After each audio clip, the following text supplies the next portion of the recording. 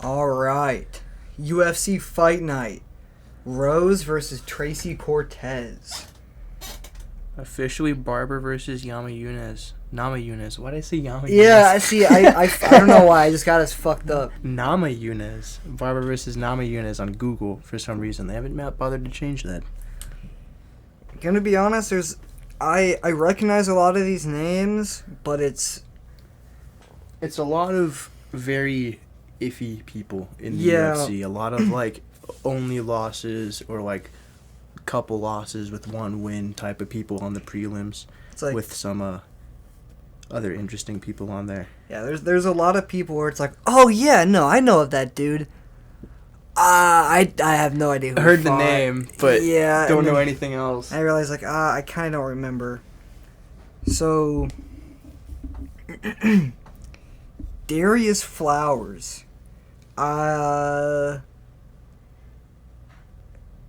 His last fight was against Michael Johnson, and he lost to Michael Johnson. By a decision. So I think, oh man, dude's 38 years old.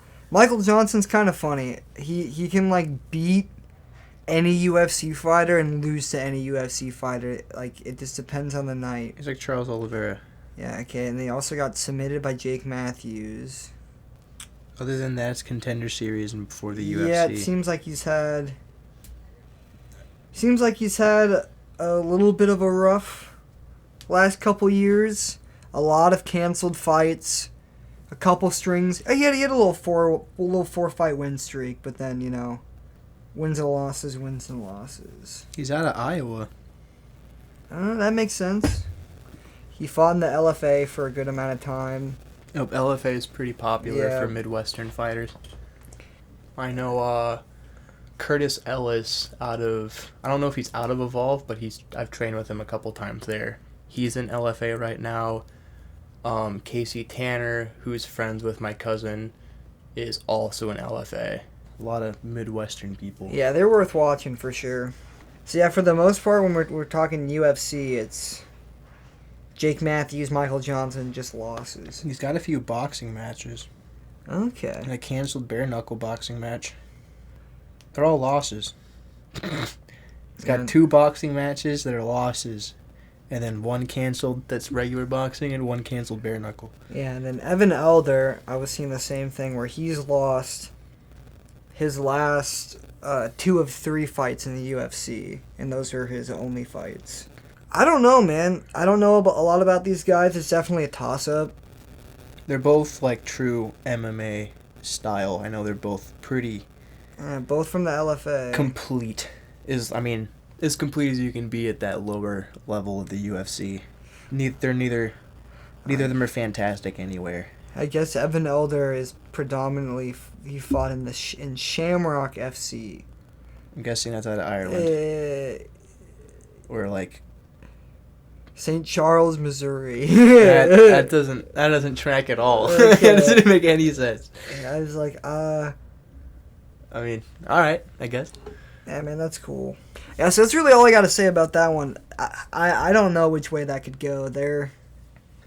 I think Darius had a lot more finishes. Yeah, that one's just a toss-up. I know Evan Elder's he's a very, very heavy betting favorite if you want to go off of that, if that means anything to you. Yeah.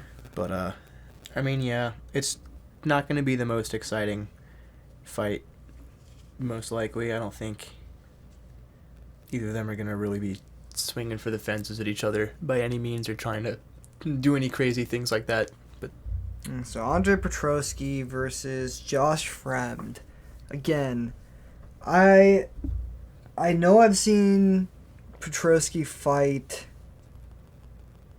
Mikael Pereira, and I'm pretty sure I saw him fight Gerald Mearshart. yeah, I believe he beat Mearshart. Or no? Yes, Yeah. yes, he beat Mearshart. Most people have beat Mearshart. That doesn't really mean much.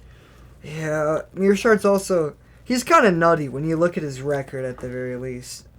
With Josh Fremd, again, it's a name I've heard. I think I saw Roman Kopylov knock him out because That sounds right. that guy is fucking scary from what I remember. He lost to He lost to Anthony Hernandez. Yep. Fluffy. I don't know. That guy's pretty crazy. So there's no shame in losing to him, for sure. But you could say the same thing about Petrosky and Miguel Pereira. You know, Miguel is a fucking Oh my God. monster. When he doesn't gas out, It's weird. know? You look at his record and you think that he'd be like a lot worse, and he's like seemingly getting like a Glover Teixeira type like old. He's not like as old, but like second wind older in life. Yeah, I think Pereira's just cleaned it up. I think Miguel's just cleaned it up a little bit. He quit more. doing the capoeira shit. He from what I remember, he uses it, but he doesn't just run around and do backflips and jump off the cage Like he the used to. entire fight. He hurts you once, and then it's just like, oh, whoa. But that's so fun. It is fun. It's my but favorite. I'm pretty sure that's why he lost against someone he was whooping Yeah. that one time. That happens pretty often. Fremd is a lot bigger. There's 3 inches on him, and the reach. Oh yeah.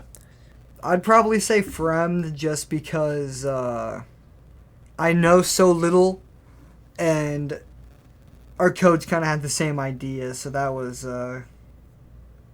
it's all I really had to go off of. This one's kind of rough for me. I know Petrosky's a really good wrestler, but I'm pretty sure Fremd has some pretty solid grappling too, so it's not... Yeah, the thing is, on all of Petrosky's wins, he hasn't looked that great. Yeah. So, I mean... They have pretty similar records, 11-5, 10-4. So this next one, I don't know too much about. So, Ness was just messaging me the other day, or this morning, and I was like, what? This lady's got some things going on. Agapova. So, I'm in the Better Discord, and I go there for betting advice, like one does. If you're in a betting Discord, you go there for betting advice. Someone was saying that you should probably bet on Santos because Agapova has a history of drug use and gambling and has gotten kicked out of multiple gyms for threatening to stab people and has crashed cars on drugs. And now her manager says that's not true. That's not true though, guys. These are just allegations. That did not happen. She did not threaten to stab somebody. I found there's a video of her on Reddit, probably on drugs because normal people don't do this. She's like, this dude's just recording her because she seemingly walked up and just fucking decked one of his friends. So he started recording it and just gets in his car because he's a little bit afraid, his friend has got decked by this chick. So he starts recording and she just starts screaming about how it's her phone and that she needs it back. He's like, no, this is my phone. She's like, upload it to Instagram. It'll be my Instagram. And he's like, I don't think so. And then she starts I can't understand her because she's got a bit of an accent because she's not American, but she starts going on this random rant about something for a good 30 seconds and then just talks about she's like, record me in my phone. So she's a nut and probably on drugs. And I looked at her Instagram story and she's doing a tattoo right now. She's doing multiple tattoos currently, today. She's a tattoo artist apparently, but not like a tattoo parlor tattoo artist. In post-fight interviews, she says that she used to go to trap houses and do tattoos there and that type of thing. And one of her former teammates said that anytime she was having some trouble and having some debt with either the gambling or the drugs or whatever, she'd tattoo? She'd say something about it, about almost being homeless and pity party, and she did that a week ago. So I mean, take that with a grain of salt. These are all allegation type things, but these are just some I did a little bit of research because I thought it was interesting because I heard oh, she's on drugs. I was like, oh, PEDs, and I asked her, I was like, you mean PEDs, or is this chick methed out before a fight? What's going on here? And he's like, no, dude, she's got a history, and I looked it up, and she does. There's a good few allegations from multiple people and like probable video evidence. So I mean, who knows? Maybe she'll pull like a Ryan Garcia, like John Jones type, and like get on that booger sugar and come out and fucking swing and put someone out in 30 seconds. Yeah, like, who dude, knows? I don't know. I tried to look at that video you sent me too, and it was taken down. That's the crazy thing. I looked at it this morning. Yeah. I watched it this morning, and I tried to look at it like an hour later, and it was gone. Yeah. Which makes that even weirder. That makes all that shit even weirder. Yeah, man. It's like seemingly someone doesn't want them looking into that stuff because they're deleting that. Because I literally watched the video this morning. So that's an interesting one. As far as outside of UFC things, inside, Santos is 7-1. She's younger. I believe she's more of a striker, I want to say, off the top of my head. I watched one of her fights. I can't remember. Yeah, I'd just go with Santos, just with the information I know. Okay, I had it switched, actually. Santos is a judo, and then Agapova's got the kickboxing. Okay. That's right. She's got good range, I believe. Like, her jabs and crosses and stuff are good. But, I mean, like I said, she's got a lot of outside of the octagon things going on. Some interesting stories. Just going off of all of that, and I mean, it's not... all of the things I looked into are from a good couple years ago. So yeah, I think it's 2021. there is that. But with her getting kicked out of 2 gyms, I don't know where she trained in between. I know she's at a gym currently. I don't think anybody like that has much of anything. I think she's the only UFC fighter out of that gym. And she's not a very high-level UFC fighter, so it's not, I don't want to discredit any gyms at all, because, people come out of anywhere. Oh, yeah. But it's not the most prospective place by any means, so... I mean, how good of a gym can you get after getting kicked out of 2? Mm-hmm. She used to be at American Top Team. Yeah. And she got kicked out of American Top Team. How bad do you have to be to get, So Montel Jackson and Damon Blackshear.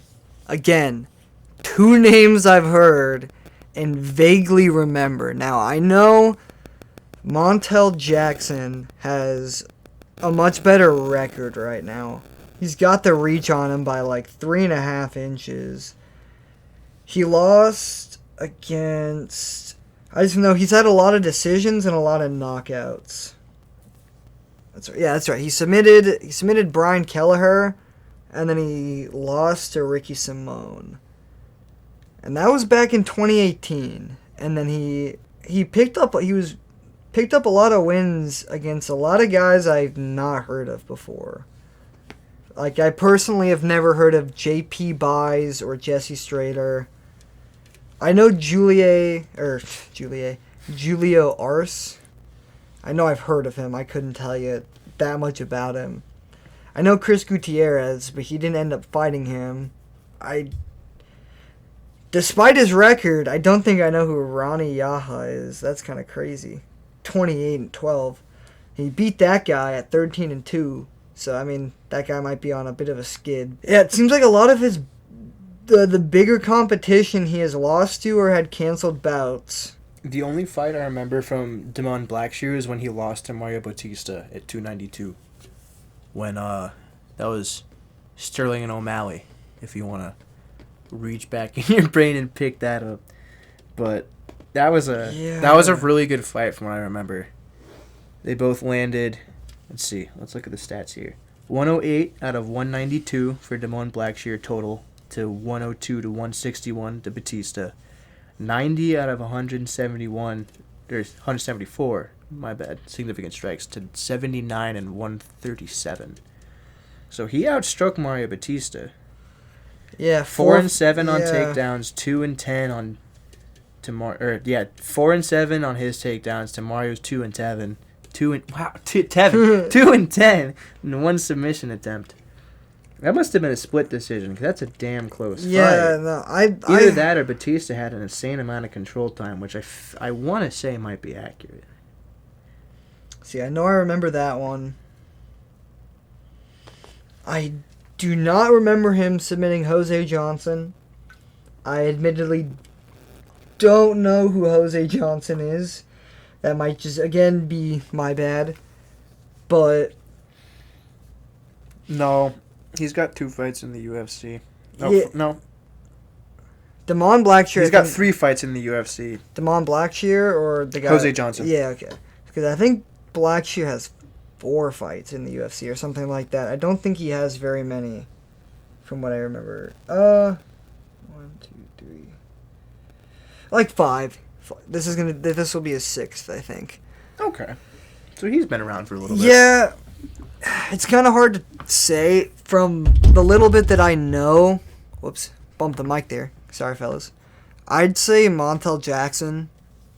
I could see him pulling out a KO or possibly taking a decision. He's a little bit older, but he's still like about in your prime as a man, you know? Yeah. 29 to 33, something like that. Something like 27 to 33. In that range, you know? On your brain's fully developed at like 23 or 24 or something like that. Yeah, So a couple years after that, when you have like the time to like...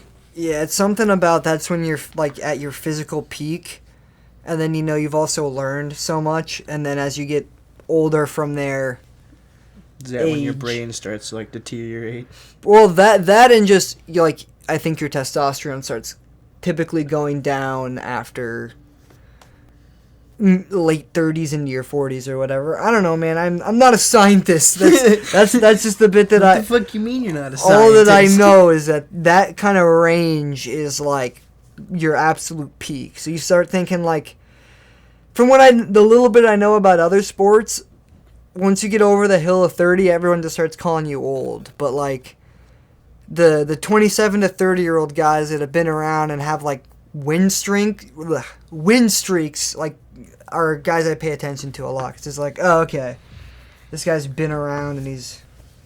It sucks. It'll help because hopefully I'm getting a new job soon. But it sucks that I work at fast food and like the closing shift and Saturdays, because a lot of these early and prelim fighters I don't know because I don't get to see them because I'm at work doing shit. So it's hard for me to keep track of some of it. But I know at least like I've seen a few of their fights. Yeah, my memory just sucks with some of these guys. I didn't do as much research as I should have done on some of them, but I'd still say Montel Jackson. That'd be my pick. I almost might just want to skip this next one. I feel so bad for... I know a little bit about this one. You go ahead then. The only thing I really know about this one, Jasmine Judavicius is very, very good at grappling. She ragdolled Miranda Maverick. Oh, that's right. We were talking very, about that. very easily. So there is that. She lost to Tracy Cortez. That's one of her only losses in the UFC, at least, is to her. She's 10-3. One of them's to Tracy. Wow, I did it twice. Tracy Cortez, who's fighting in the main event.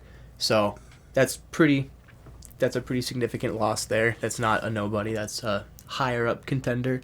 So she's very, very good in the grappling department. And Klein is a former 115er. She is lighter. She's moving up to 225. That'd be crazy. 125. She's moving up to 125. She's actually listed as 115 on Google still as the official weight, which I hope isn't true. Hey man, she's undefeated in MMA though. She's undefeated, but against a vicious grappler like Judavicius, who managed to ragdoll Miranda Maverick, who's a pretty big female 125er and also a pretty good grappler herself, you know. And Miranda Maverick's been around. She's fought some really good people. So being able to do that to her, I feel like she's just going to be able to toss around Klein pretty easily. Yeah, I don't know enough about her, but she's a lot of her competitions are grappling bouts. Mm-hmm. Klein's. Yeah, yep. She does a lot of grappling, but again, it's a lot of either like at her natural rate weight, which seems to be He's 145. fighting at Hyde Park, New York. New York. Silver Fox BJJ. I don't Ooh. Okay. know a whole lot about that, but So she's got some BJJ. Okay.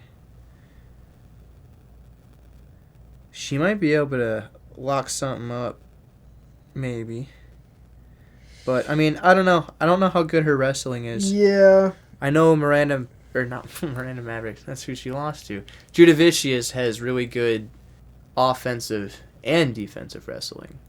So, it'll really depend on if Klein can... How good are Either. Jasmine's hands? I think they're decent. I know she's mostly a wrestler. A wrestler too, yeah. 'Cause I'm just thinking Klein is definitely a grappler, so if they're kind of similar there, that's where I could see a clear advantage. Judah Vicious goes to decision a lot. Very, very frequently she goes to a decision. So, I mean, there is that. If you're going off of betting statistics. What is this fight where she landed 326 of 398 Oh my strikes? God, what? There's no person on Google for this. I have to find this fight. Yeah, because they're dead. Jasmine has hands, apparently. They're not There's the alive answer to anymore. that. Oh, was it Priscilla? Was it Priscilla Cachoeira? I think I saw that fight. I remember that fight. Yeah, no, she actually got like fucking... Here, show me her. It was Strickland and Duplessis. Show me her face. I remember that fight. Yeah. Yeah, they call her Zombie Girl, and I remember watching that fight like, God damn, Yeah. she really is Zombie Girl. She took like 300 strikes in a 3-round fight. That one was kind of rough. Yeah, I remember that now. That was brutal. That was performance of the night, naturally. So, Oh, man. so then we got Joshua Van versus Charles Johnson. So Johnson's had it rough a little bit. He got thrown to Muhammad Makayev, which that guy is fucking crazy. Man, this guy's name. I always remember him, but I can never pronounce his name. I'm not even going to try. I was going to try, but he got a win after that. Lost to Cody Durden. Lost to Rafael Estevam.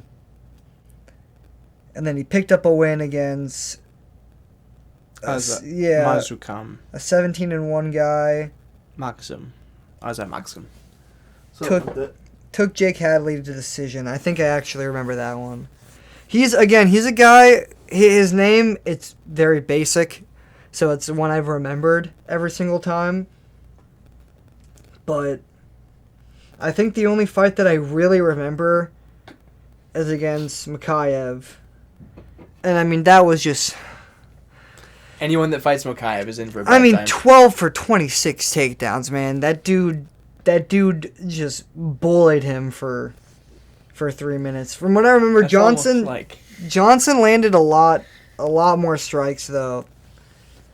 It's like Marab and Aldo. Yeah.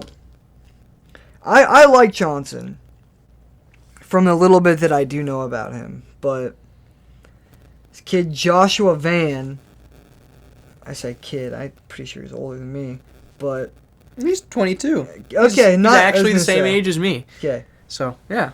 I was gonna say 10-1. I figured he had to be a little younger, but That makes me feel like I'm fucking slacking. I have no fights yet, and I I want to be a champion. I'm sitting on my ass recording a podcast dude. in the fucking gym. Yeah. I'll be recording this while we're fucking going on a run. He was supposed to fight Tetsuro Taira. I know he's legit. That's all I know. I know he's a fucking legit fighter, and he's like an animal. He's got hands. He's got hands. He'll let shit go. Well, then this is probably going to be a really fun fight because I know Johnson can fucking... Yeah, he does. Johnson can fucking throw down. Oh my god.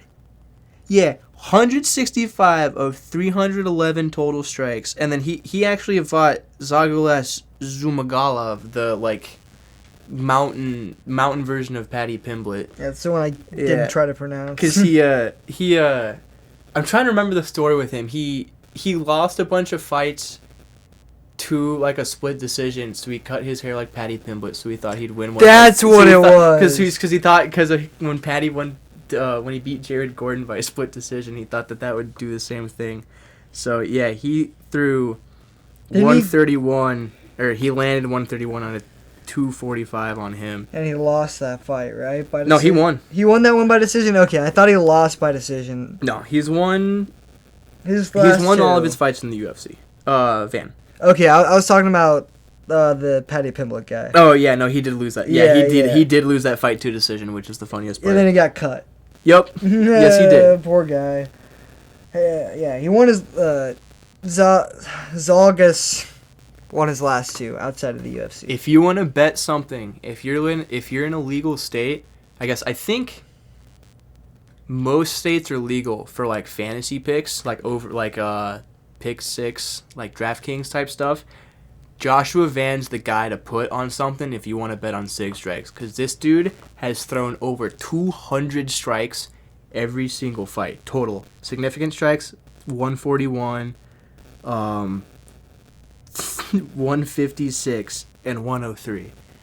I'm pretty sure he's projected for around 90 on most apps, so he would be a really good bet for either fantasy points or significant strikes, because this dude throws hands and he lands hands. This dude's fun to watch. This will be a good fight. This is gonna be a really good fight. I could definitely see Joshua Van finishing him, Johnson, but at the same time, I think Johnson's gonna. I think they're both gonna be able to put on a pretty good fucking war. There's only one other fight that might be a better war on this card. Yep. So Cody Brundage and Abdul Razak Al Hassan. I know Cody Brundage, obviously, he just lost to Bo Nickel. But he wasn't that bad of a loss. He put up that reversal was pretty slick. When he did that was as much of a, insane wrestler Bo Nickel is, and he says he could beat Hamzat. He went 3-6 for takedowns in that fight, I believe. Yes. Yeah, Cody Brundage, he's no joke, 10-6, that is kind of like, He knocked out Zachary Reese. If you ask me, the UFC's giving Cody Brundage one last shot. They feel bad for feeding him to Bo Nickel, and this is like his, all right, we're giving you someone relatively easy. Here's a softball. If you hit it, we're going to keep you around type fight. From what I've seen and heard and done my little research that I have done on them both. I mean, Brundage is a very spotty fighter. He's 10-6. He's not fantastic. Yeah. But, I mean, he's competent all around. I mean, 12-6, his opponent it has a very similar record. Yep, I don't think... Submitted by Joe Pyfer. Yeah, I don't think Al Hassan's much. He got submitted by Joe Pyfer. Submitted by Joe Pyfer. Knocked out Claudia Ribeiro. Lost Walking Buckley by decision. Walking Buckley. Yeah, dude, I don't know what's up with us today. We're like, what are you buzzies? It's been a long day. That is true. Callan Williams knocked out Nico Price, which I like Nico Price, but he's also kind of very spotty guy. Yeah. Yeah, so... Al Hassan's also 38. Yeah. He's pretty old. I feel like Brundage is probably going to be able to win with the wrestling. I believe he's also a welterweight. Okay. Moving up. Abdul? Yes. Yeah. Cody has some power in his hands, and he's a very competent wrestler. So I could see Cody getting it done. Well, I guess what weight did he? I don't know what weight he fought Buckley at. Yeah, no, it seems like Abdul was a lot a of people middleweight. fluctuate between welterweight fighter. and middleweight, which is weird because that's like one of the bigger jumps. Seems like welterweight for Abdul was the first 2016 to 2020 at least he was welterweight, and then 2021 he started going middleweight. In between. I think since then he fought. Oh, since then he's been. He middleweight? fought Buckley at middleweight. Oh, okay. Yeah. So no, Buckley's another one of those weird guys that kind of bounces between him and... Yeah, I think he's mostly locked at... Well, I guess he's welterweight. I thought he now. was a middleweight, but... I believe he's at welterweight now. Jesus Christ, dude. These guys are way too big. He's only 5'8". Okay, that makes sense. Yeah, he's short. He's so jacked, dude. That guy is fucking... Dude, Buckley's one of those people that I'm, like, scared of. His biceps bigger than my fucking head, dude. Him and Michael Chandler, dude. Doesn't mean all that much, but it's scary. Oh, dude, no, it does mean. If they know how to fight, that means... Whoa, yeah, everything. Just the bicep, you know. It's like... That's like rear naked choke, pretty much. It's got a little bit of punching power, but as far as I know, I don't think that's like... No, your punch just comes from your back. A lot of that strength comes from. They come from the actual, like, power from your arm part of it comes from your back. Yeah. And, like, your shoulder. I just mean, yeah, all around, grappling, wrestling. But if you're throwing a punch properly, you should be turning your hip and come from your hip. Might be something we go over someday. Nah, bro, I slingshot my shoulders. I whip that shit out. I break both my shoulders that way. Fucking JoJo Zoom punch. Hey, man, I confuse people. I come from the bottom up. All right. It's really all I got to say about that one. I'd give it to Cody. Julian Erosa and Christian Rodriguez. Juicy J. Yeah, man. This is our coach's favorite fighter, who has his own channel, 138 MMA. It's worth watching. He goes more in depth with, like, the analyzation and stuff, way more than we do. Oh, yeah. We're more casual level, like, getting you up to speed on, like, the generals of the people. Who'll actually break stuff down, like, all right, here's how they grapple, here's all this stuff. He's really good with analyzation stuff. Yeah, he knows a whole lot more, but he's very good at condensing it. Yeah, we'll have his channel in the description. Should be able to get him on here someday too. Someday, hopefully. We do want to do stuff like that, talk a lot of local MMA, interview fighters, that kind of thing. You know, we got to get our cred up. Yeah, put some more work street in. Cred. But yeah, Julian Erosa, man, that guy. Again, from the bit that I know, submitted Ricardo Ramos. I feel bad because I definitely was rooting for Alex Caceres to knock him out just because I really like Alex. Caceres, yeah. Yeah, dude, I fucking love that guy. I watched that fight too. Yeah. Yeah, but that's crazy. I've been watching that long. I mean, it's weird to think about, but no, yeah. He's mostly been winning. I mean, submitted Charles Jourdain. Here's the thing about Juicy J too. He's mostly been winning, and every fight of his is exciting. It's either like a 3-round almost decision or late finish war, or he'll knock someone out, or he'll knock someone out in the first round, or get knocked out in the first round. Dude. Every fight he has is exciting as fuck, and that's why he's coach's favorite fighter. Yeah, dude, knocking out Nate Landwehr, which I think that guy is. Nate the Train. He's so fun to watch. Nate the Train, the UFC. Yeah, but I mean, Julian. He also submitted fucking Sean Woodson, he got knocked out by Julio Aris. Got taken to a decision and lost by Grant Dawson. You know, he had a string of losses from 2016 to 2019, but since 2020, he started beating a lot of the guys in featherweight, you know. Man. Yeah, Christian Rodriguez, unbiased here, because I also like Juicy J. I think he's also very exciting. Christian Rodriguez is really good, you know. Oh yeah, 11-1. You know, he's the one who took Rosas's O. He beat Cameron Simon. Only other person who's beat Cameron Simon was Peyton Talbot. As easy as Peyton Talbot made it look. God. I saw Cameron Simon's. I was rooting for Simon that fight. His Contender Series fight, and I was rooting against Simon, his Contender Series fight. I just happened to kind of like how the other guy was fighting. I can't remember his name, unfortunately, but Cameron won me over, and I was like, all right, you know, this guy's pretty good. And then since then, I think I've only seen him lose, are the fights that I've caught. But yeah, man, Christian Rodriguez. Yeah, he's definitely scary.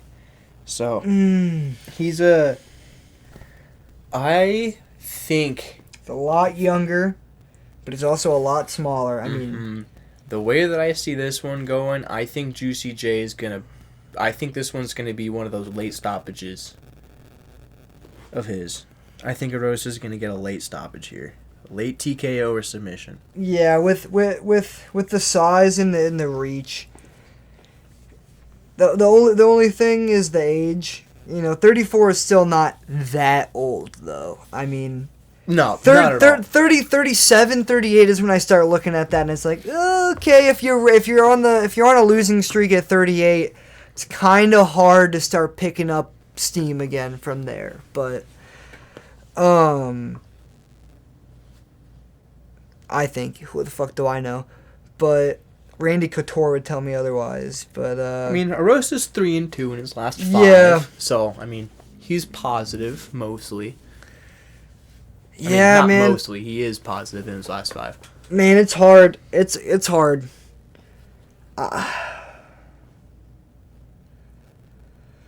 I would probably give it to Arosa too, but I don't think it's gonna be a very easy fight. Oh no, not at all. Yeah, I think the thing that's gonna win. He's gonna get beat up. I think the thing that's gonna secure the win for Arosa is his vast experience, like 3 times the fights, and I think just his size and his reach. He knows how to use it better. He's been fighting longer. I think they both have the skills to beat each other, but I think Arosa knows how to use those skills better. He also is trains at Extreme Couture, okay. which is fucking That's funny. gnarly. Yeah. Gnarly ass gym, dude. That's like, I'm gonna be honest, that might be one of the only places I don't want to go train, because they'll just like beat the shit out of you and like not care. That and the Lion's Den, I think, is a really bad one where they just like all they do is hard spar. Yeah. Or they did. I don't know how it is anymore, but I don't know about like training with Khabib would be like hell for a completely other reason. yeah, there's- Habib would just be like, you've never been this tired and hungry before, and like pissed off and bored. My favorite video is like, there's like half of his class, including Islam, is just like on the ground, like laying there, like dying, and he comes out, he's like, I might have done too much today. It's like, oh, dude, you did too it's much. like, imagine if Khabib says you did too much. It's like, Yeah. how much is that? For Khabib Nurmagomedov to be like, oh man, I might have done too much today. How much does that have to fucking be? How many hours were they in that fucking room? Probably like 6 or something. Like, Who knows, dude? all day. Threw a couple bears in there. Like, go for it. So Gabriel Bonfim and Angelusa. I think it's Anja. I don't know. I do not know Lusa. So He's the one who fought Brian he Battle. just fought Brian and got Battle. eye poked and then bitched about it afterwards with perfectly Okay. he had his eyes were wide open and he all of a sudden wanted to fight Brian Battle after the decision was That's and Brian right. called him a bitch.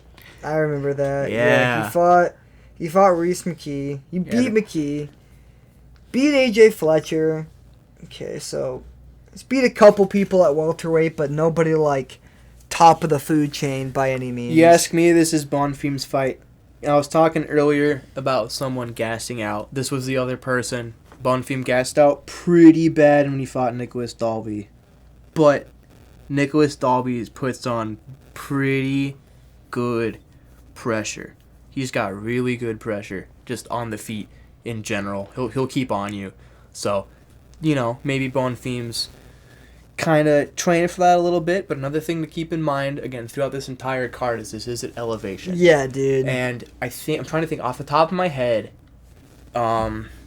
Rose lives and trains out of Denver, so she's used to it. Drew Dober lives and trains out of Denver, so yep. he's used to it.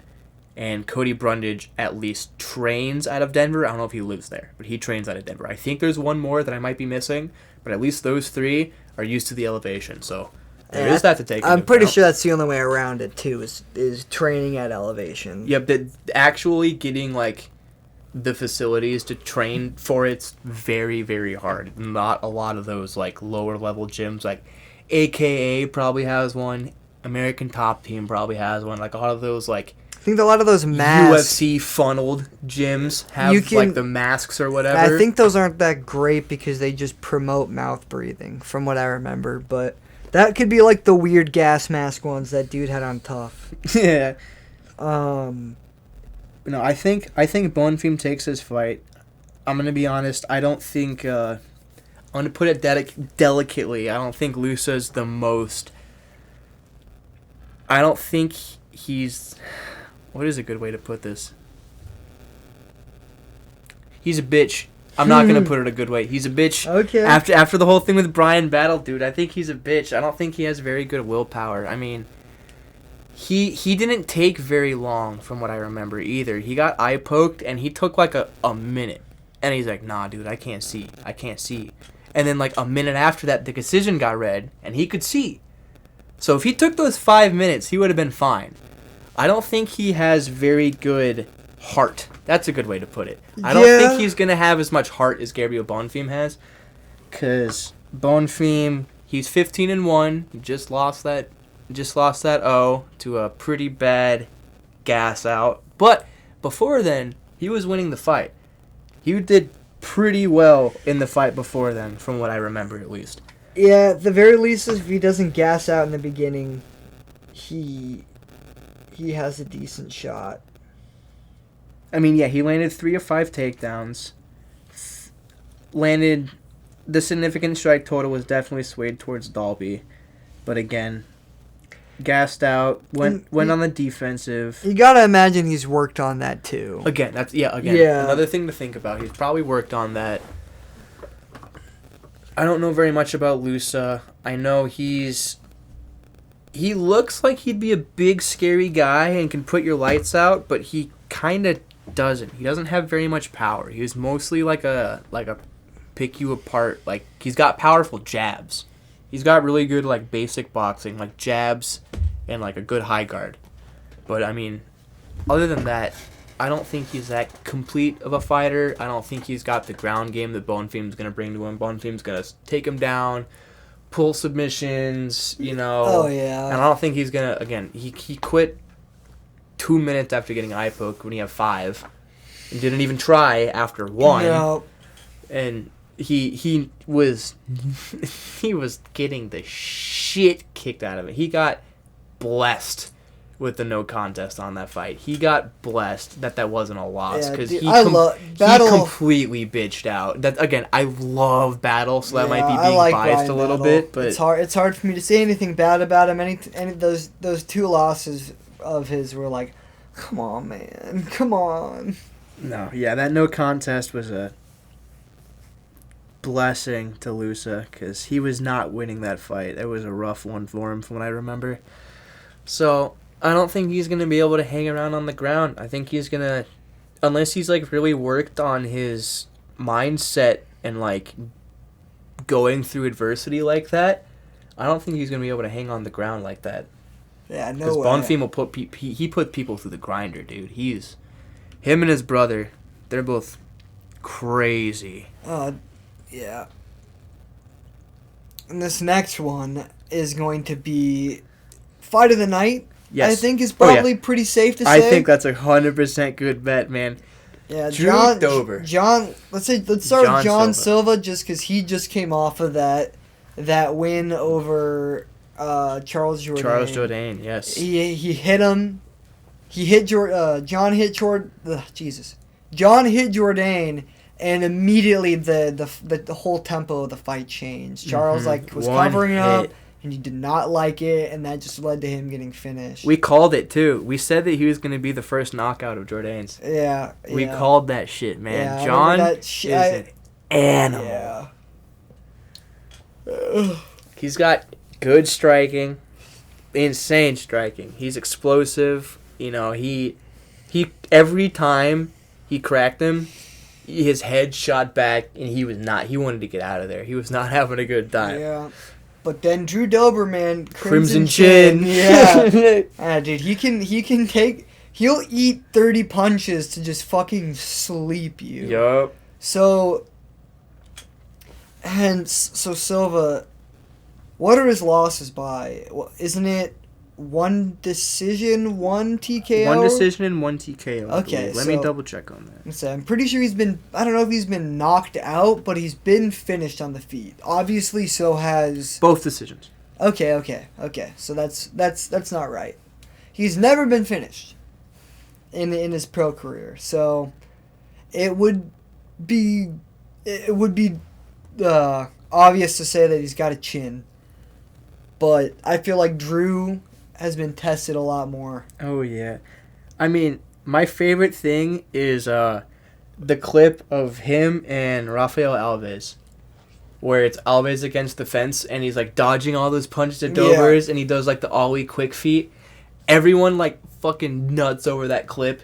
Dude got knocked out in the third round. Yeah. Dober knocked him out. Knocked his ass out. Hit him with that liver punch. Knocked his ass out, dude. Boop. Same thing with Bobby Green. I mean, Bobby Green was like, he was having fun. Oh, dude, and, like, he was piecing Drew the fuck up. And then One shot, man. I was watching it too because I was like, hey, every time Bobby's landing these combinations now, Drew is getting his face back in there and he's like starting to find shots. And then, yeah, he... Dude, looking back on it, leap those hooks I can't believe Cannonier and Strickland was a fight night. That was a good card. Saeed Nurmagomedov. Until the fucking main event. Yeah, I guess until the main event, yeah. Brian Battle. That wasn't that bad, I guess, but it Brian Battle crazy. and Renat. Mono Cop was like the second fight of the night. Cannonier and Strickland. Arman was the co-main. Amir Albazi, Alex Caceres, Drew Dober, Bobby Green, Cody Brundage was on that card. Like, that was a damn good card looking back at it. I think it's just safe to say things have been dry recently. Yeah. From what I remember. Yeah, that's a pretty safe bet. Purely name-wise, you know. But, I don't know. Drew, I think, has a lot more skill. I think he's a lot more experienced, obviously. He's he's technically better. And, of course, Omaha. I'm going to be very biased. You know, yeah. I'm never, even if I think he's going to lose, I'm never going to pick against him. You know, I love Drew. That being said, though, it's really whoever clobbers the other person first, because they both have enough power that, you know, it doesn't, to an extent, it doesn't matter how good you are after you get hit hard with a couple of those shots. Yeah. I feel like Drew has been shown to be able to eat those shots and keep going, but this is a big... John is a monster. This is a big step up for him, though, from Jourdain. Oh, yeah. Jourdain is not the big, powerful, explosive striker that Drew Dober is. He hasn't fought... I mean, he's fought top competition, but not the same top competition that Drew Dober has, because he's been in the top competition of the lightweight division, one of the most volatile, fucking nasty divisions in the UFC. I mean, even going back to 2020, Hernandez, going to 2021, I mean, Brad Riddell and Islam Makhachev. That's what I was thinking of, Riddell, that fight. Yep, Bobby Green, Rafael Alves, Terrence McKinney. Yep, that one. Woo. Matt Frivola. Like, ruined McKinney's career. Oh, my God, yeah. Moicano, who's probably next in line for a title shot, I'd argue. I think he's got one more fight before he fights for a title. I think Moicano's pretty close. Whenever they give it to him. I like him. He's pretty good. He's funny, too. He's funny, yeah. I like his podcast clips. I don't know what the hell podcast he's on. It's like him, Gilbert Burns, and someone else. Really? Yeah, it's really weird. I feel like he's fucking hilarious. That'd be interesting. Yeah. I have to look at that. It's a good one. Yeah, I'll have to find it. But I think it's safe to say we're both going for Drew Dober. I can't root against him, man. I literally cannot. I could see another few things to consider.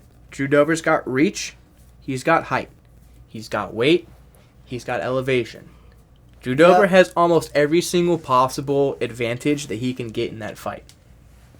John Silva's got a short turnaround, a natural 145er, doesn't train at elevation, doesn't live at elevation like Drew does. every way. He is coming off a win though. He is. Yeah, he didn't take a lot of damage in that fight either. He's coming off a win. He's gonna have that chip on his shoulder. I feel like where he's gonna be extra confident. Who knows?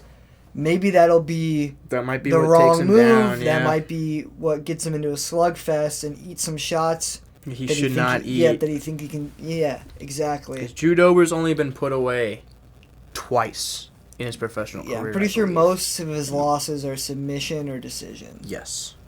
And I don't think Silva's going to submit him.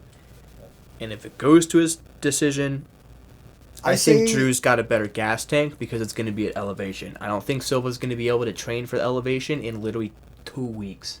I say round... Even if he was literally in Denver that entire 2 weeks, he's not going to be used to it like Drew is for, like, literally living there. Yeah, exactly, yeah. I think round 2, late round 2 TKO, or round 3 KO. I don't think Drew has a lot of first round finishes. He kind of takes a little bit to feel you out. He takes a little bit, and find you. But as soon as he finds you, he's a really slow starter. That's the only problem I can see him running into. Yeah, but I also because I think John he's very explosive. Yep. So again, Silva, if he's gonna win, it's gonna be in that first round. But I really don't see him. I mean, maybe he whoops Dober in that first round, gets exhausted. Dober fucking gets his number. Now he knows how to land, where to land, and he could very well be the first finish in Silva's career. Be kind of funny if we predict Jourdain's first finish and then we predict Silva's finish. Honestly, Silva getting finished is a good bet. Better decision. I've got a good amount of money riding on Drew knocking him out because I think it's pretty likely. Yeah. That's going to be one hell of a fight. Yeah, it is, man. Yeah, that's one I'm probably going to be paying attention to the most. Oh, yeah. I'm so excited for that one. But even then, after that, Santiago Ponzinibbio versus Muslim Salikov. So, Muslim Salikov... The king of Kung Fu. That's all I know. He also trains in Sanda, I believe, is what it's called. The Chinese one. Yeah, Sanda. Yeah. Interesting guy. I don't know anything about Sanda. It's just cool because I've never heard of it. Yeah, he got knocked out pretty bad by Randy Brown. I remember that one. That won me some moolah. Yeah, I remember. Sorry about that, Muslim, but yeah, beat Andre Fiallo, lost to Li Jingliang. Whatever, man. I'm so bad at names. Li Jingliang or something like that. There's no Jingliang. Jingliang. Li Jingliang. Yeah, Li? That's right. Jiliang. Li Jingliang. I just wanted to keep saying it wrong, and it's like, that's even more disrespectful if I do that. Okay, yeah.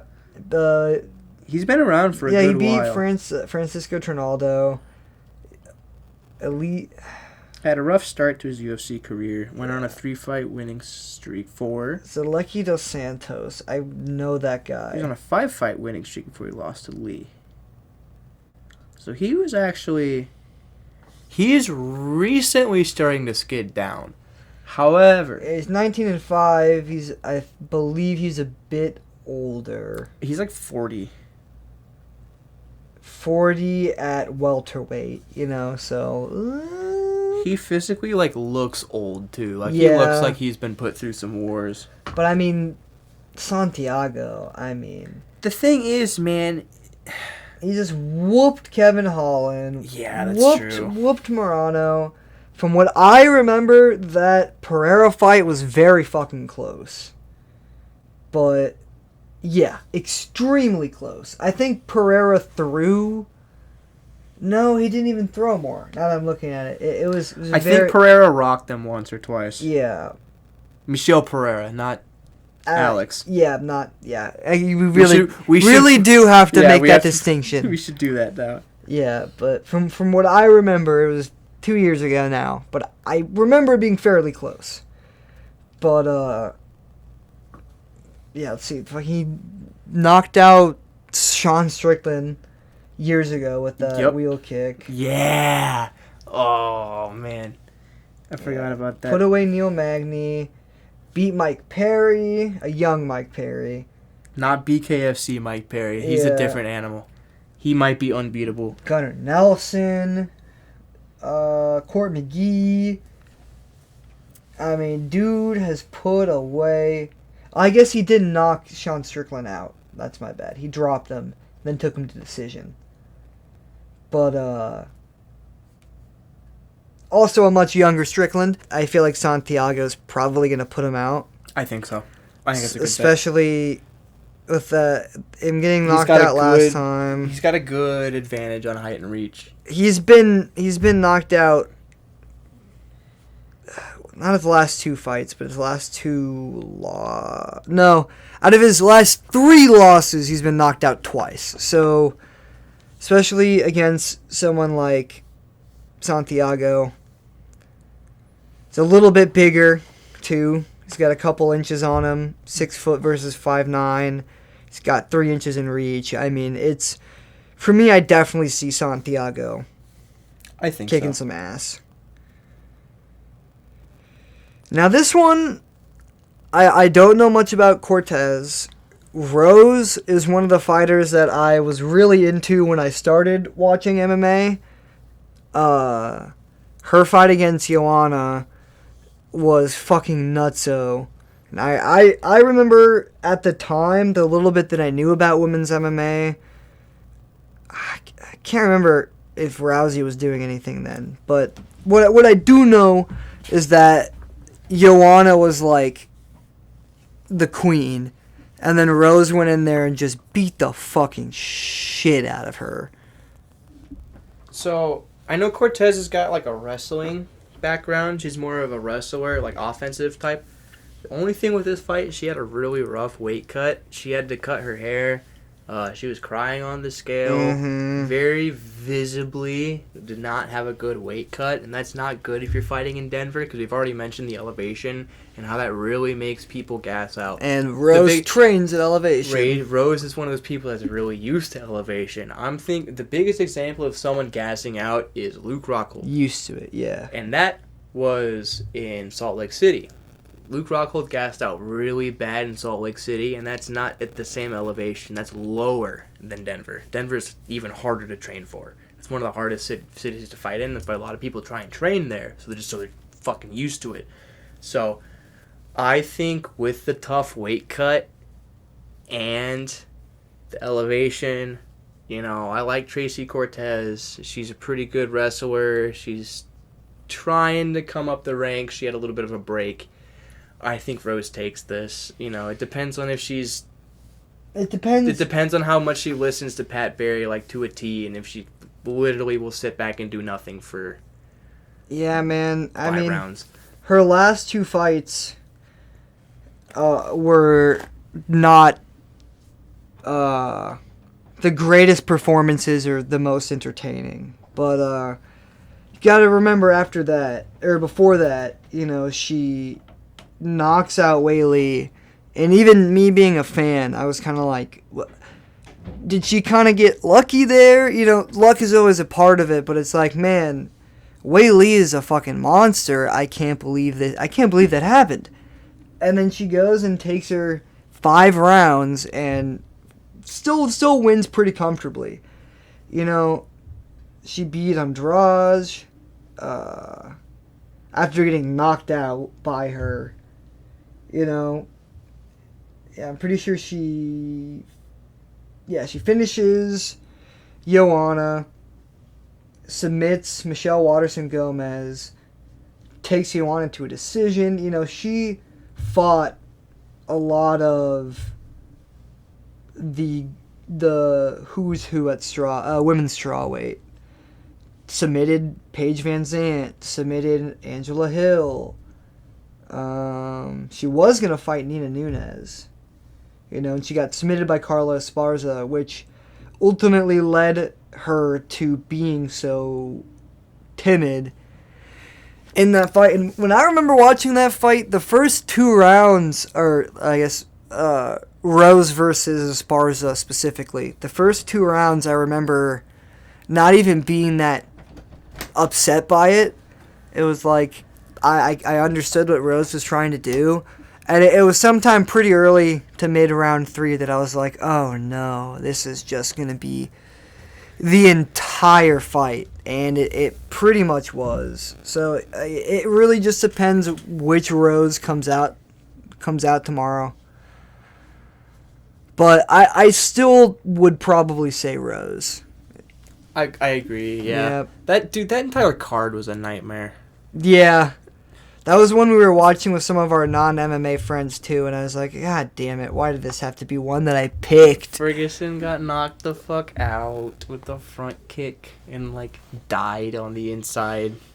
Yeah, because everyone was like, whoa! I was like, ah, damn it. Yeah. Yeah, and Ferguson, yeah, and I remember that, too, because they were like, he's not getting up.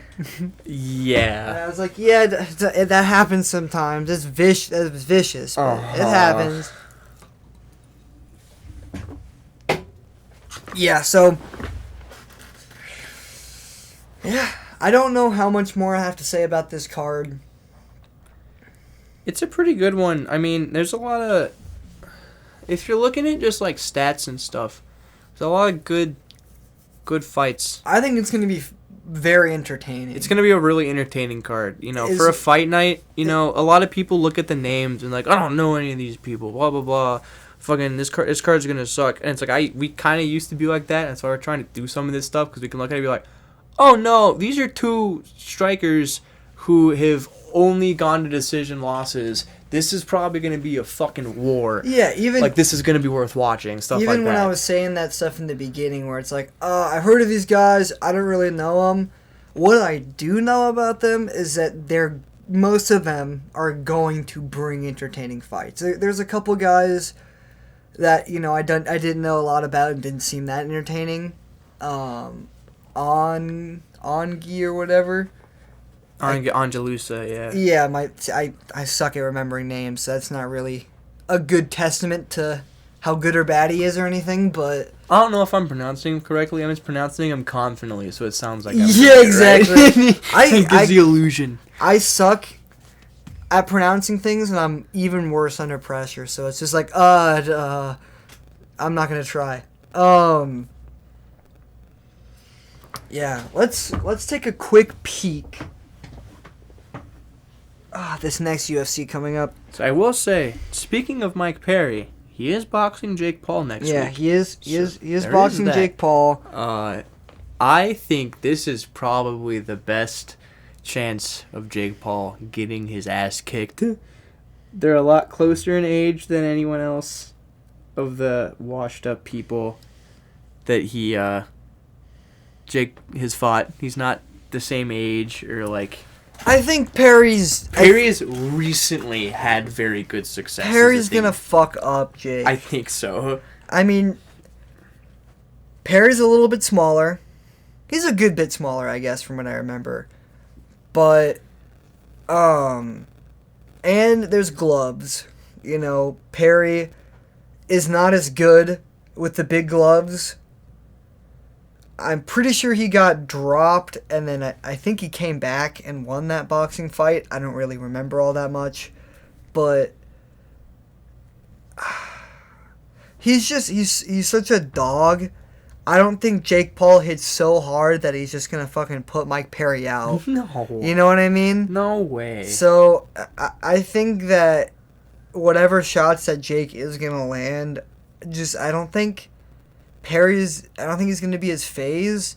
And I feel like Perry actually wants to finish him more than anybody who's fought him. Oh my, Mike, yeah, he's not fucking around, dude. And it's just the type of fighter he is, too. It's nothing to say, regardless of what you want to say about Jake Paul and about people not liking him and wanting to knock him out when they fight him, Perry is just an animal. He's a warrior. He wants to bleed. He wants to make you bleed. He's going to go in there, and he's going to try to fight. He's going to fight as smart as he can, and he's going to go in there and just fucking brawl, I like Perry a lot. He's had a very troubled past, but if anyone expects fighters to be the most sane, well put together, happy individuals, you know, I mean, Here's the thing about Mike Perry. Even in the UFC, lost to D-Rod, lost to Jeff Neal, lost to Luque, destroyed Felder. lost to Cerrone, lost to Ponzinibbio. Those are reasonable losses. He beat Mickey Gall, beat Alex Oliveira, beat the shit out of Paul Felder, As much as I like Felder, yeah. Jake Ellenberger. You know, so it's like even his time in the UFC was pretty okay. It wasn't the worst. But he's even when he he's just lost, made a career out of like violence. the UFC dropping Mike Perry is one of the dumbest fucking things they ever did. I agree. That and Yoel Romero were just like, Yeah, what the fuck come are you guys doing? on, dude. That and then Corey Anderson too. Corey Anderson fucking sleeps Johnny Walker. That pisses me off because I'm like, I fucking like Johnny Walker. And then he's just like, yeah, y'all don't pay me shit. I'm out of here. And it's like, all right, okay, Corey. I guess. I mean, it's fair, but it was just very much like, all right, so, like, that just leaves light heavyweight with, like, okay, yeah, this up-and-comer just got knocked out, and the dude who knocked him out is now leaving, so, okay. It's just, it just fucked up light heavyweight even more than it has been with John Jones and everything in the last couple of years, so it's just Yuri and fucking Jamal Hill, so that was just... That always pissed me off. Yeah, light heavyweight's really weird right now. It's been cursed for a long time. Ankalaev needs to do something. What has he been doing? What's Ankalaev doing? I don't even know. But there was also... Because he fought Blachowicz, right? Jan was his last fight, yeah. I believe Blachowicz, yeah. I believe they were going to rematch, and I think someone got hurt. I think, did the rematch happen and I just don't remember it, or... No, I don't... Let me... I swear... Oh, no, he knocked the fuck out of Johnny Walker. That's right. Ankalaev? Yeah. Which one was that? Because Jamal Hill was the one where he, like, went, like, flat against the cage. It was a main event. I think that was recently. That's because Walker knocked out Paul Craig. He just got knocked out. Because it was Kutilava, Paul Craig, Anthony Smith, the illegal knee against Ankalaev, and then Ankalaev like hit him once, and then I think that was the one where he got like ground and pound pretty bad. Let me see if I can find a clip of it. We might show it on screen. Yeah. Too. It might be short enough. We might be able to get away with it.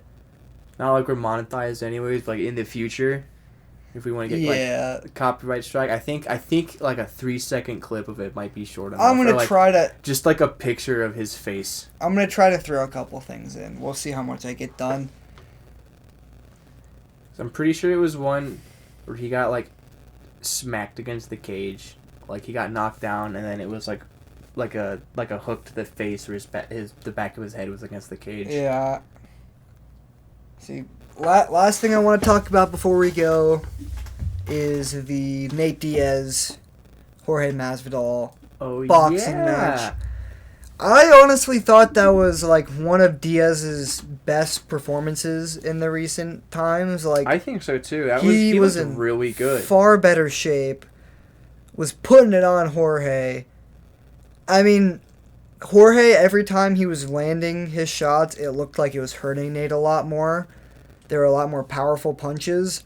But it was, from what I remember, it was like Nate landed 6, Jorge landed 2. That was a lot of the trades.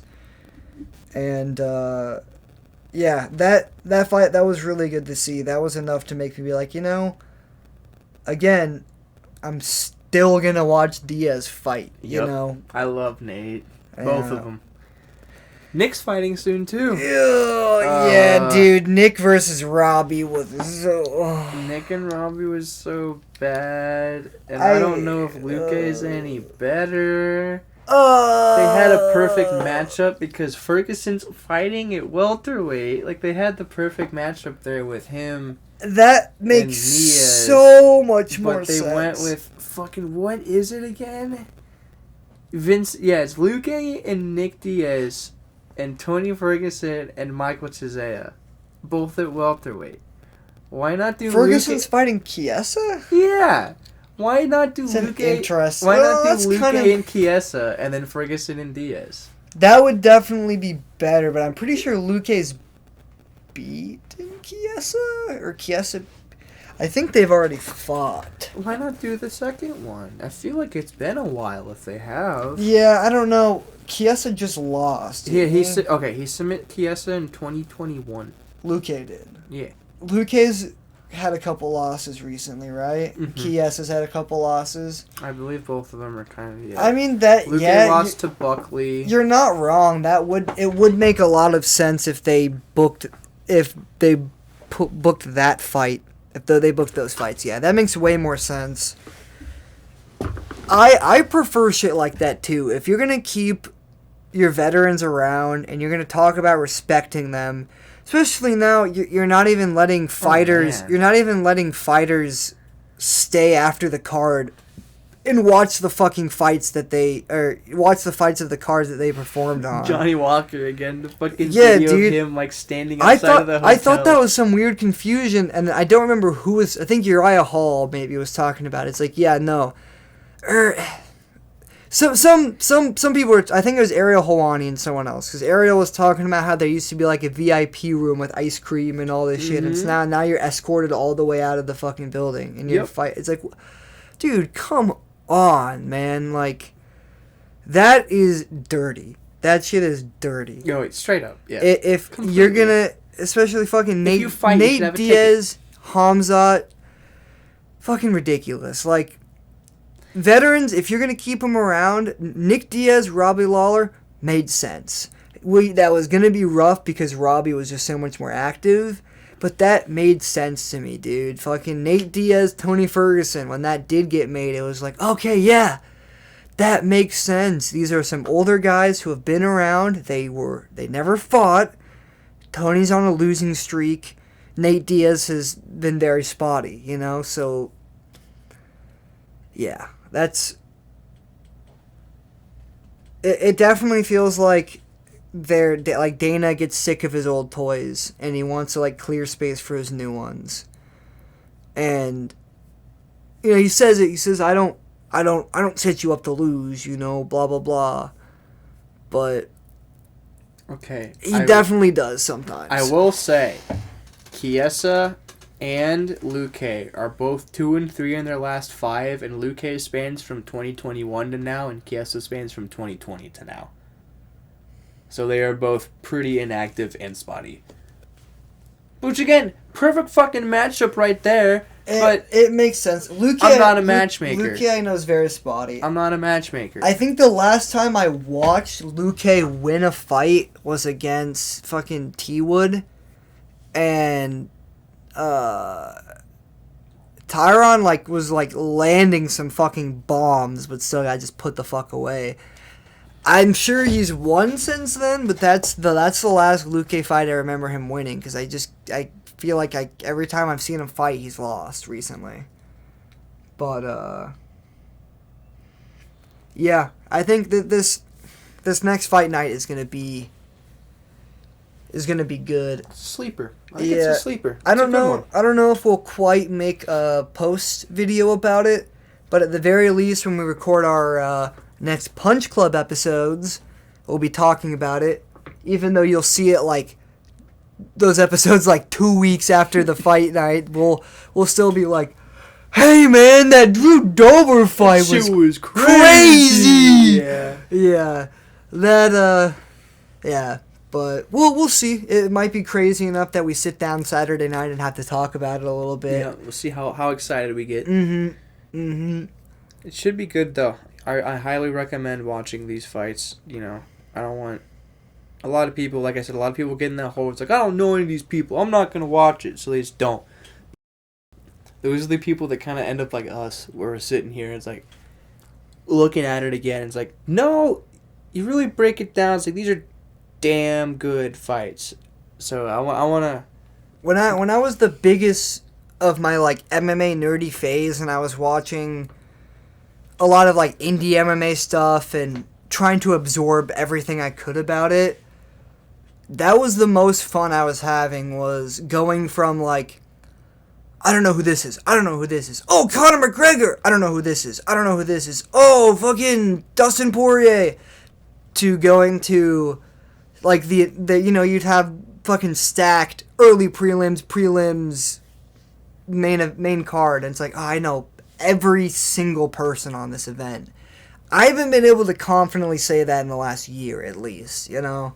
So, yeah, Trying to get back to that point. There's no way you know how good some of these guys are until you actually watch them and see them. I mean, And there's so many fights, man. You know, it's every week there's like 11 fights, so it's hard to. It's like, oh yeah, this dude fought this dude a year ago, and that's just and you the don't UFC, know, you don't dude. remember until you like look it up. And you're like, oh yeah, and that's kind of what happened today. You know, we're looking at it, it's like I recognize this name. It's like, oh yeah, it's because they fought this dude. Yeah, dude, This when you know. So There's sometimes killers- that's all it takes. You just gotta sit and like look at it, and that'll really like familiarize yourself with the card. There's killers everywhere you look. PFL, Cage Warriors, fucking Bellator, you know.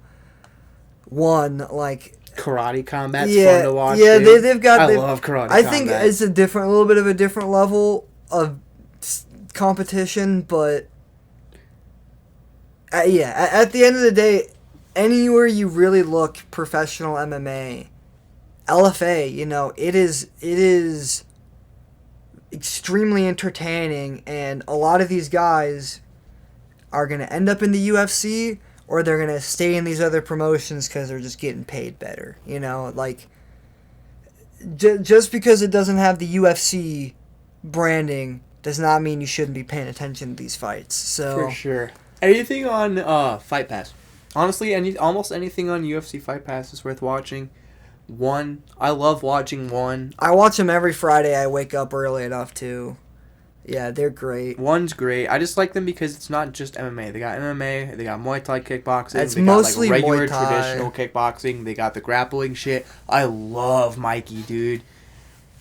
Mikey's like He's good. I've definitely, we'll have to talk Like- about this someday with jiu-jitsu and everything. I've definitely gotten a little disillusioned with Mikey's style, because I hate pulling guard, and I hate the whole mindset of like, oh, it's gonna get to the ground anyway. It's like, I guess, you know, if that's how you want to win, if that's how you're gonna do it, but like, for me, that's no fucking fun.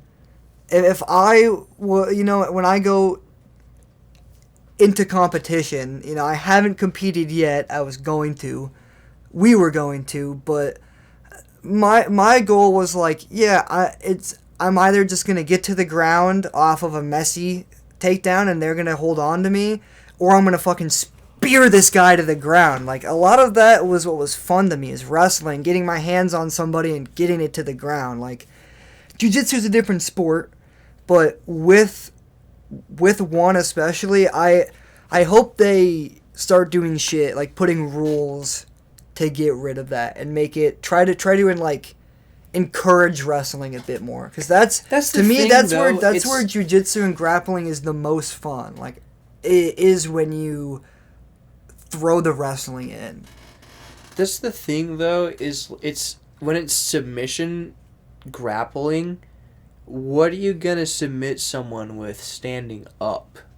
Well, what I'm saying is, There's like the process of getting them to the ground and the yeah. takedowns and all that. Yeah, a lot of jiu-jitsu guys who aren't like versed against wrestlers too, and just They'll just pull guard or like grab a leg the or pace something. Yeah. the pace that wrestlers have, like, I think a dude who wrestled in college and then does jiu-jitsu for like 7 years is gonna be better than anyone who's done jiu-jitsu for like 12 years. I'm not a fucking genius, you know, I could be really stupid for saying that, but I just feel like how fucking hard they push you in wrestling and just how comfortable you are, like, you're gonna, I don't know, man. It's also just, I watch like college wrestling and I'm like, man, this would be way more interesting if there were like fucking rear naked chokes and like submissions. And then I watch jiu-jitsu and it's like, really wish this dude would like suplex this guy. That's like why we watch MMA. Yeah, that's why MMA is fun, but it's like mixing the arts. Yeah, I appreciate grappling. It's funny too because I think about it. It's like, yeah, man, I wish it's like combat jiu-jitsu. It's like, yeah, I wish you could like hit him on the ground too, and it's like, okay, that's just MMA then. If we're yeah, it's like oh, no, but MMA with the intention to grapple.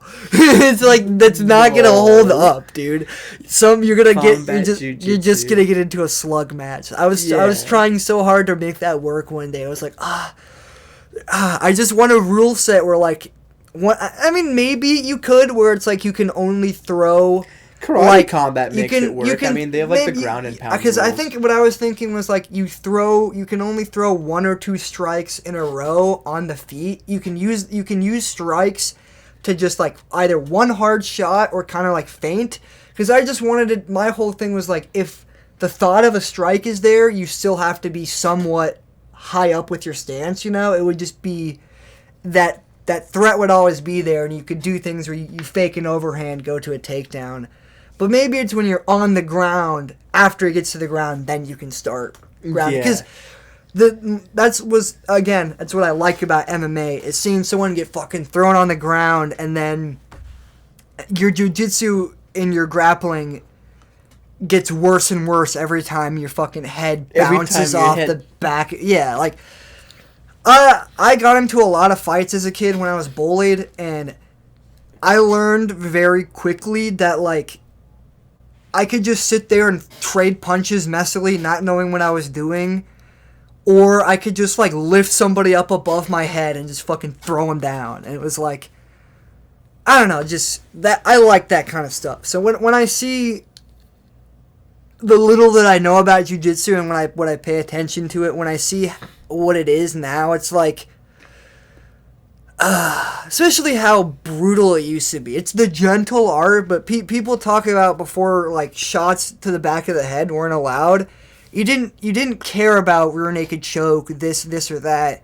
You get the back, you elbow the dude in the back of the head, he fucking dies. You know that, like, breaking limbs. Yeah, obviously, I don't want to see guys dying and getting permanent injury, but at the same... You gotta bring Mario Yamasaki back. Yeah, at the same time, I think... I don't remember which organization had the biggest problem with it, because I think it's...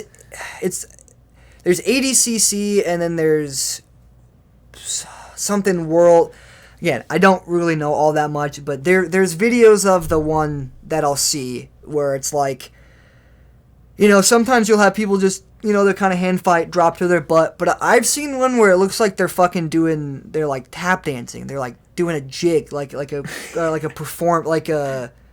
choreographed performance. They're like hand touching, and one person's, they're dropping down to their butt with their knee down and their leg out, and they're just like alternating doing that. It's like guys, what the fuck are we doing? If you okay, just stay on the ground if you're gonna do that. Like, just.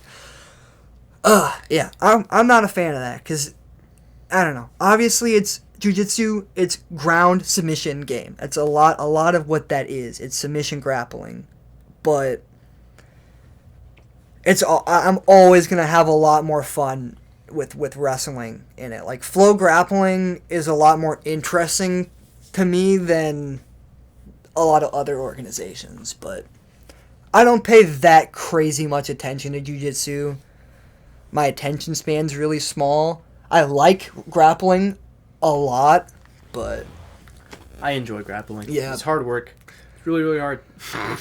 Yeah, dude. But I love it. I've never gotten more tired than doing that. Boxing, that shit wears you the fuck out, but with wrestling, I mean, it was just... My arms, dude, they were tense. Just everything hurt. Yup. It was just like... Your back. Dude, I would spend we would wake up or whatever. I'd wake up early so I'd shower, I'd drink water, eat food. I'd stretch the whole morning. I'd get there, we'd stretch. I was doing these like flexibility exercises. I was running every day and night and everything. I'd still get my ass kicked at the end of like an hour-long session. Like, it was not Brutal. not that much, all things considered. Like, if I was put in an MMA gym, I would have been, but I was pushing myself like about as hard as I could go with a full-time job and no money reward for it, but yeah. No, that was good. Those were good times. Yeah, we're going to get back on it. We're going to get back on that horse. So, Yeah. but I think that's about all we have to say for today. Yeah, so. not much else there. We're getting Punch Club figured out.